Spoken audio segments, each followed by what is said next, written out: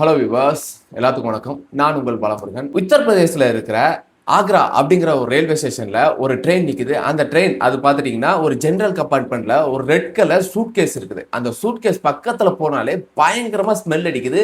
அதாவது கிட்டத்தட்ட யாருமே போக முடியல.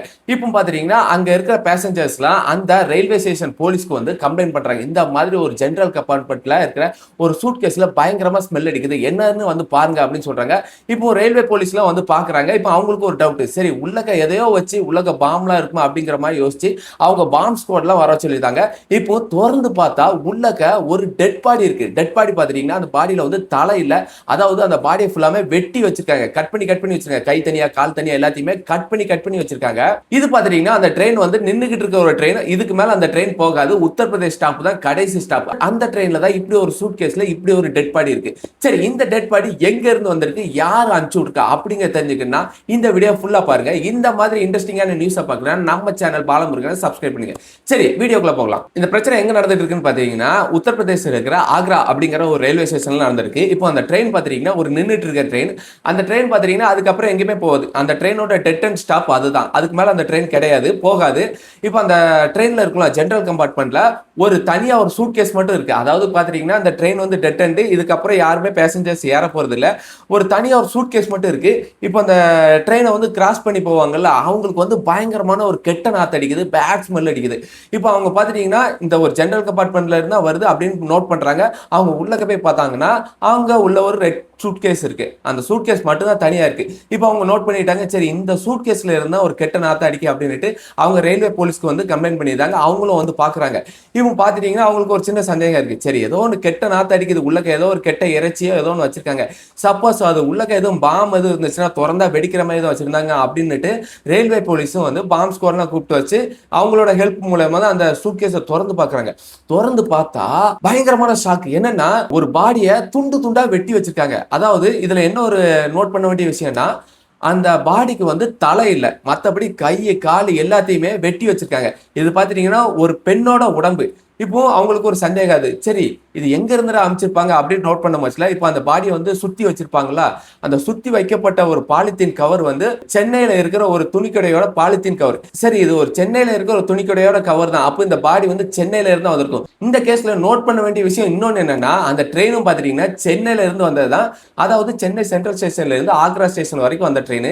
இப்போ ஆக்ரா ஸ்டேஷன் தான் கடைசி ஸ்டேஷன். நல்லா யோசிச்சேன்னா அந்த சூட்கேஸ்குள்ள இருக்கிற அந்த டெட் பாடியை கவர் பண்ணப்பட்டதும் பாத்துட்டீங்கன்னா ஒரு சென்னையில இருக்கிற ஒரு ஷாப்போட பாலித்தீன் கவர். இந்த ட்ரெயினும் சென்னையில இருந்து வந்திருக்கு. அப்போ கொலகாரம் வந்து சென்னையில தான் இருக்கான். சரி, இந்த சூட்கேஸை இந்த ட்ரெயின்ல யார் வச்சு அமைச்சிருக்கா அப்படின்னுட்டு ஆக்ரா ரயில்வே போலீஸ் இப்போ சென்னை சென்ட்ரல்ல இருக்கிற ரயில்வே போலீஸ்ட ஹெல்ப் கேட்கறாங்க. அதாவது இந்த சம்பவம் பாத்தீங்கன்னா ஆகஸ்ட் 5ஆம் தேதி நடந்திருக்கு.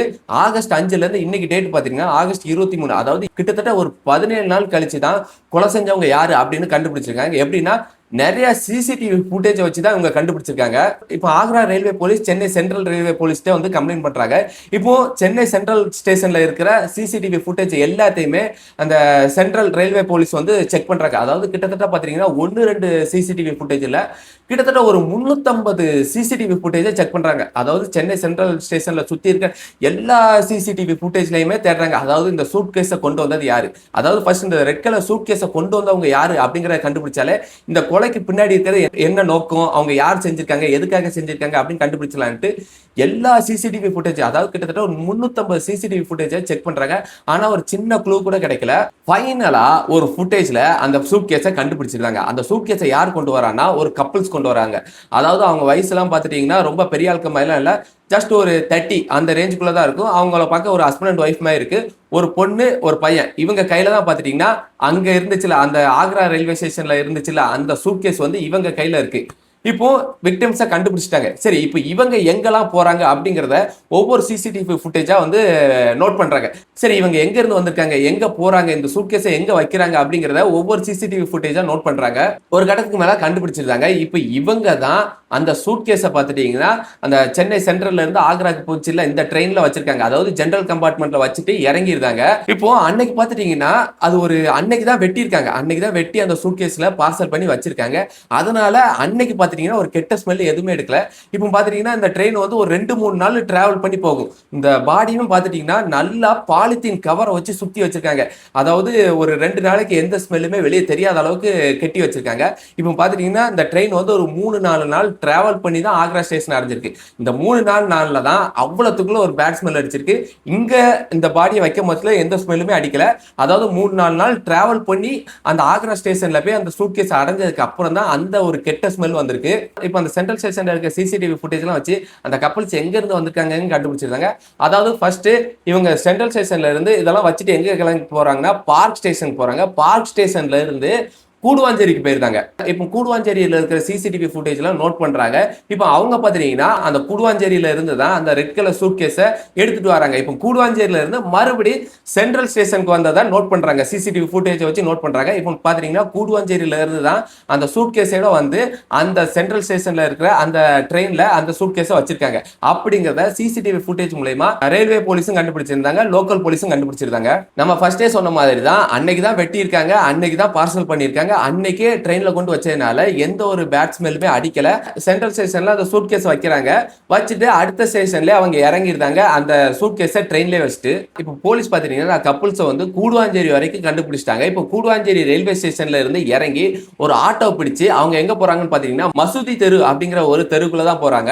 இவங்க பாத்தீங்கன்னா அந்த ஃபுட்டேஜை வச்சு அந்த ஆட்டோ டிரைவரையும் கண்டுபிடிச்சிருக்காங்க போலீஸ். இப்போ அந்த ஆட்டோ டிரைவர்கிட்ட விசாரிக்கிறாங்க. சரி, இந்த கப்புள்ஸ் வந்தாங்க, உன் ஆட்டோல தான் ஏறி இருக்காங்க, கையில ஒரு ரெட் கலர் சூட்கேஸ் வச்சிருந்தாங்க, இவங்களை நீங்க எங்க இறக்கி விட்டீங்க அப்படின்னு கேட்டதுக்கு அவங்க மசூதி தெருவை காமிச்சிட்டு இதான் இந்த வீட்டுல தான் இறக்கி விட்டேன் அப்படின்னு அவங்க ஒரு வீட்டை காமிச்சிருந்தாங்க. இப்போ அந்த போலீஸ் பாத்தீங்கன்னா அந்த கப்புள்ஸோட வீடு வரை கண்டுபிடிச்சிட்டாங்க. வீட்டுல போய் பாக்குறாங்க, வீடு வந்து லாக் ஆகி கிடக்குது. இப்போ அக்கம் பக்கத்துல இருந்தவங்க என்ன சொல்றாங்கன்னா, இல்ல நேத்துக்கு வரைக்கும் இவங்க இங்க தான் இருந்தாங்க, நேத்துக்கு தான் பூட்டிட்டு வெளியே எங்க கிளம்புனாங்க, அதுக்கப்புறம் வரவே இல்லை அப்படின்னு அக்கம் பக்கத்துல இருந்தவங்களா சொல்றாங்க போலீஸ்ட. இப்போ போலீஸ் கொலை செஞ்சவங்களோட வீடு வரைக்கும் கண்டுபிடிச்சிட்டாங்க, வீடு பூட்டி கிடக்கு. சரி, இதுக்கப்புறம் சும்மா விடுவாங்களா? தயவு செஞ்சு இப்போ சாப்பிட்டுக்கிட்டு இருக்கீங்கன்னா சாப்பிட நிப்பாட்டிருங்க, அந்த அளவுக்கு கொடூரமா இருக்கும். இப்போ பாத்தீங்கன்னா இப்போ போலீஸ் வந்து கதவை உடைச்சிருந்தாங்க, லாக்கை உடைச்சிட்டு உள்ளக்கு போய் பாக்குறாங்க. போலீஸ்க்கு பயங்கரமான ஷாக்கு. அந்த வீட்டை பாத்துட்டீங்கன்னா ஏதோ வந்து ஒரு சைக்கோ கொலைகாரங்க வீடு மாதிரி இருக்கு. அந்த இப்போ படத்துலலாம் பார்த்துருப்பீங்களா, ஹாலிவுட் படத்துல இல்லாட்ட அந்த சைக்கோ படத்துலலாம் பார்த்துருப்பீங்களா, அந்த மாதிரி ஒரு வீடு இருந்திருக்கு. அந்த வீடு ஃபுல்லாவே பார்த்தீங்கன்னா ஒரு மாதிரி கருப்பா புகை அடைஞ்ச மாதிரி இருக்கு. அந்த வீட்டில் இப்போ அந்த சூட்கேஸ்ல இருந்துச்சுல்ல அந்த பாடி, மிச்சம் இருக்கிற பாடி பார்த்துட்டீங்கன்னா இந்த வீட்டில் தான் இருக்கு. இப்போ போலீஸ் வந்து கன்ஃபார்மே பண்ணிக்கிறாங்க இந்த வீட்டில் இருக்கிறவங்க தான் அந்த பாடி வச்சிருக்கான்னுட்டு.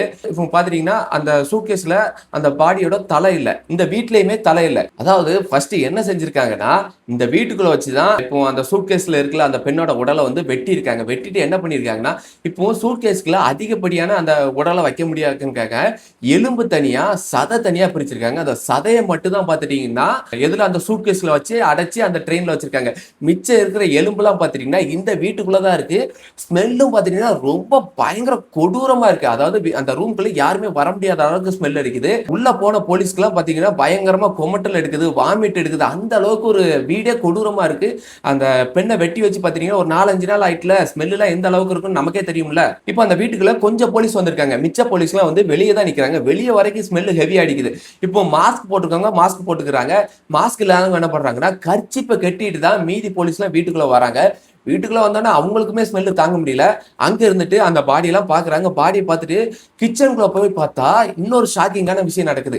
அதாவது கிச்சனுக்குள்ள பாத்தீங்கன்னா ஒரு பெரிய டபரா இருக்குது. அந்த டபராவை சுத்தி பாத்தீங்கன்னா ஒரு ரெட் கலர்ல துணியை வச்சு மூடி இருக்காங்க. அந்த துணிக்கு கீழே பாத்தீங்கன்னா மைதா மாவு இருக்குல்ல, அந்த மைதா மாவை கோந்து மாதிரி செஞ்சு ஒட்டி வச்சிருக்காங்க. மேல அந்த டபராக்கு மேல மூடி போட்டு ஒட்டி வச்சிருக்காங்க. அதாவது பிரியாணிக்கெல்லாம் தம் போடுவாங்களே இந்த மைதாவை சுத்தி, அதே மாதிரி ஒரு பிரியாணி டபராவை சுத்தி இந்த மாதிரி செஞ்சு வச்சிருக்காங்க. என்னதான் இருந்துச்சுன்னு உள்ளக திறந்து பார்த்தா, உள்ளக போய் திறந்து பார்த்த போலீஸ்க்கு எல்லாத்தையுமே ஷாக்கிங். அதாவது அந்த பெண்ணோட மிச்ச 3 பாட்டா பிரிச்சிருக்காங்க. கொஞ்சத்தை வெட்டி சூட்கேஸ்ல வச்சிருக்காங்க. மிச்ச எலும்புகள்லாம் பாத்தீங்கன்னா அந்த ரூம்ல கிடக்குது. மிச்ச மீதி இருக்கிற அந்த உடல் பாகங்கள்ல என்ன பண்ணிருக்காங்கன்னா அந்த பிரியாணி டபரா செட்டுக்குள்ள தான் போட்டு வச்சிருக்காங்க. கூடவே என்ன பண்ணிருக்காங்கன்னா காய்கறி எல்லாம் வெட்டி போட்டு வச்சிருக்காங்க. அதாவது பிரியாணியா செய்யல, காய்கறி எல்லாம் வெட்டி போட்டு வச்சிருக்காங்க. ரொம்பவே ஷாக்கா இருக்கு. ஒருவேளை இதை சமைச்சு எதுவும் சாப்பிட போறாங்க. இப்போ சும்மா மறைச்சு வைக்கணும்னா சும்மா மூடி போட்டு வச்சிருக்கலாம், ஸ்மெல் வரக்கூடாதுன்னு. எதுக்காக காய்கறி எல்லாம் வெட்டி போட்டு வச்சிருக்காங்க அப்படின்னு போலீஸ்க்கு பயங்கரமாவே ஷாக்கிங்கா இருந்துச்சு. ஒருவேளை இவங்க வந்து சைக்கோவா இருப்பாங்களா, மனித கறியெல்லாம் சாப்பிடுற சைக்கோங்களா இருப்பாங்களா அப்படிங்கிற அளவுக்கு யோசிக்க ஆரம்பிச்சிருந்தாங்க. இப்போ நல்லா யோசிச்சீங்கன்னா அந்த பெண்ணோட உடலை அவங்க சும்மா வெட்டிக்கல, கூட காய்கறியை போட்டு வச்சிருக்காங்க. நமக்கே கேட்கறதுக்கு கொஞ்சம் வினோதமா இருக்கு. இப்போ போலீஸ் என்ன பண்றாங்கன்னா அந்த பிரியாணி டபராவோட சேர்த்து ஒரு ஆம்னில வச்சுட்டு வெளியே கொண்டு போயிருந்தாங்க. இப்போ போலீஸ்லாம் பாத்தீங்கன்னா அவங்க லைஃப்ல எந்த அளவுக்கு மோசமான விஷயங்கள்லாம் மீட் பண்றாங்களா பாருங்களேன். இனிமே அவங்களாம் பிரியாணி சாப்பிடும் போதுல கட்டாயமா அவங்களுக்கு வந்து இது ஒரு ஞாபகம் வரும். இப்போ நம்ம எல்லாருமே போலீஸை திட்டுறோம், என்னெல்லாமோ சொல்றோம். ஆனா அவங்க லைஃப்ல ஃபேஸ் பண்ற ஒவ்வொரு விஷயமே ரொம்ப கொடூரமான விஷயம் தாங்க. ஆனா இப்போ வரைக்கும் பாத்துட்டீங்கன்னா அந்த பெண்ணோட உடல் மட்டும் தான் கிடைச்சிருக்கு, தலை கிடைக்கவே இல்லை. தலை கிடைக்கலன்னா அந்த கேஸ் வந்து எவ்வளவு நாளைக்கு வேணாலும் இழுத்துட்டு போகலாம். ஒருவேளை இப்போ கொலை செஞ்சிருக்காங்களா, இந்த தலை கிடைக்காதனால அவங்க குற்றவாளி இல்லைன்னு கூட நிரூபிக்கிறதுக்கு சான்ஸ் இருக்கு. இப்படி விசாரிச்சுட்டு இருக்க போலீஸ்க்கு முக்கியமா தேவைப்படுறது என்னன்னா அந்த கொலை செய்யப்பட்டவங்களோட தலை. இந்த தலை கிடைச்சாதான் சரி இவங்க யார் கொலை செஞ்சிருக்காங்க, எதுக்காக கொலை செஞ்சிருக்காங்க அப்படிங்கறதெல்லாம் தெரிய வரும். இப்போ இந்த கூடுவாஞ்சேரி வீட்டுக்கு வந்து போலீஸ் விசாரிச்சிருக்காங்களா, அந்த விசாரணை அப்போ அவங்களுக்கு இன்னொரு விஷயம் கிடைச்சிருக்கு. அதாவது அந்த வீட்டுல தங்கி இருந்தது 2 லேடிஸ், ஒரு ஜென்ஸ். இப்போ பாத்தீங்கன்னா இந்த சென்ட்ரல் சைஸ்க்கு இந்த சூட் கேஸோட வந்தது யாருன்னா ஒரு பொண்ணு ஒரு பையன். இப்போ பாத்தீங்கன்னா இன்னொரு பொண்ணு தான் மிஸ்ஸிங். இந்த மிஸ்ஸிங் ஆன பொண்ணை தான் வெட்டி இப்படி சூட்கேஸ்ல வச்சு அடைச்சு ஆக்ராக்கு அனுப்பிச்சு விட்டுருக்காங்க அப்படிங்கிற மாதிரியும் போலீஸ் விசாரிக்க ஆரம்பிச்சிருக்காங்க. இப்போ போலீஸ்க்கு இன்னொரு விஷயமும் தெரிஞ்சுட்டு இவங்க 2 பேருமே சேர்ந்து கூட தங்கி இருந்த அந்த பெண்ணை தான் கொண்டிருக்காங்கன்னு நல்லா தெரிய வந்துட்டு, சரி இவங்க எதுக்காக கூட தங்கி இருந்தவங்களே கொண்டிருக்காங்க, ஒருவேளை அவங்க கூட தங்கிட்டு இருந்த பெண்ணிட்ட அதிகப்படியா நகை பணம் எதுவும் இருந்துச்சா, அவங்க கிட்ட இருந்து அதை திருடுறதுக்காக தான் இவங்க இந்த 2 பேரும் சேர்ந்து அவங்களை கொண்டுட்டாங்களா அப்படிங்கிற மாதிரி விசாரிக்கிறாங்க. இப்போ கொலை செய்யப்பட்டிருக்காங்களா அந்த பெண்ணோட பேர் என்னன்னா ஹைதுல் நிஷா. இவங்க பாத்துட்டீங்கன்னா ஒடிசா மாநிலத்தை சேர்ந்தவங்க. இவங்களுக்கு வந்து ஒரு பையன் இருக்கான். அந்த பையன் பாத்தீங்கன்னா ஒரு படிச்சு முடிச்சு வேலை பார்க்குற ஸ்டேஜ்ல இருக்கிற ஒரு பையன். அந்த பையன் என்ன வேலை பார்த்துட்டு இருக்காங்கன்னா ஏசி மெக்கானிக்கா வேலை பார்த்துருக்காங்க.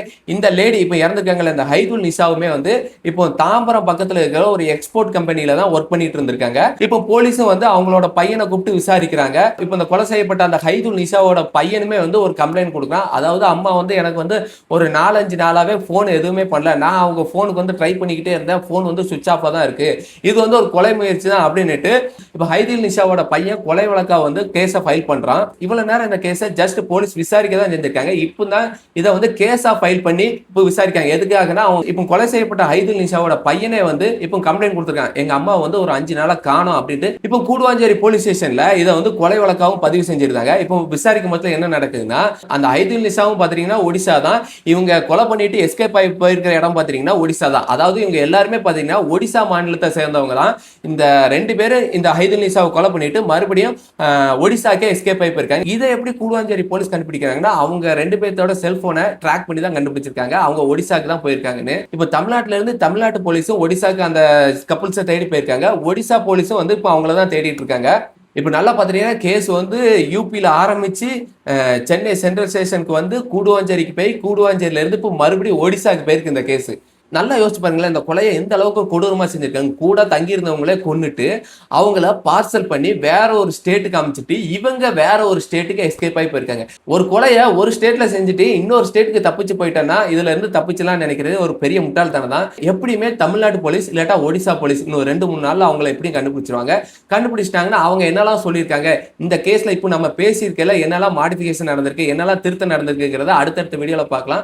சோ ஃப்ரெண்ட்ஸ், இந்த வீடியோ எண்டுக்கு வந்துச்சு. இப்படி கூட இருந்தவங்களே கொண்டிருக்காங்களே, இவங்களை பத்தி நீங்க என்ன நினைக்கிறீங்கிறத கமெண்ட் செக்ஷன்ல கமெண்ட் பண்ணுங்க. இல்லாட்டா இது என்ன மாதிரிலாம் நடந்திருக்குங்கிற நீங்க என்ன நினைக்கிறீங்க கமெண்ட் செக்ஷன்ல கமெண்ட் பண்ணுங்க. இந்த மாதிரி இன்ட்ரெஸ்டிங்கான நியூஸை தெரிஞ்சுக்கணும்னா நம்ம சேனல் பாலமுருகா சப்ஸ்கிரைப் பண்ணிடுங்க. அப்படின்னா தான் நான் போடுற இந்த மாதிரியான இன்ட்ரெஸ்டிங்கான நியூஸ் வீடியோஸ்லாம் உங்களுக்கு வந்து சேரும். அடுத்து இந்த மாதிரியான ஒரு இன்ட்ரெஸ்டிங்கான நியூஸோட வந்து பார்க்குறேன். பாய் பாய்.